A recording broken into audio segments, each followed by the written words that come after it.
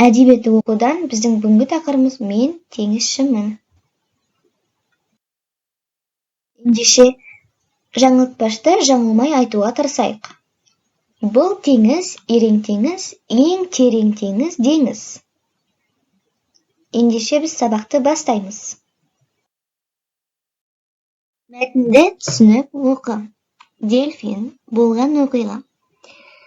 Су асты жартастарының арасындағы жолды дельфин ғана біледі. Кеменің келе жатқанын сезісімен көмекке асығатын.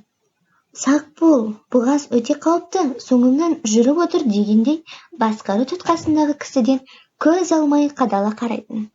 Кеме соңымнан келе ме, жоқ па дегендей артына қарайлаған дельфин кеме алдында жүзіп отыратын. Бұғаздан аман есен өткен теңізшілер қуаныштан дельфинге қолдарын бұлғап, ура деп шуласып жататын. Бұл жолы бұғазда пингвин атты кеме пайда болды. Әдеттегідей дельфин көмекке асықты, бірақ бір жауыз әрі ақымақ адам әлгі палубада тұрып, оған винтовкадан оқ атты. Сөйтіп ол дельфинді жаралады. Ашуланған дельфин тереңге сүңгіп жоқ болды. Оны 1 ай, 2 айға дейін ешкім көрмеді. Сонан соң қайтадан пайда болып, адамдарға тағы жол көрсетіп жүрді.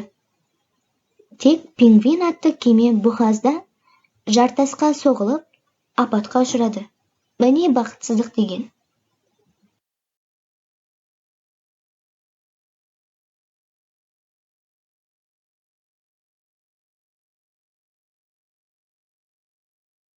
Балалар, мына сұрақтарға жауап берейік. Бұл суреттен біз нені көріп тұрмыз?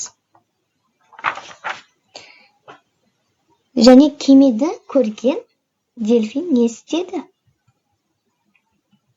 Мәтінді әңгімеле және өзің сурет сал.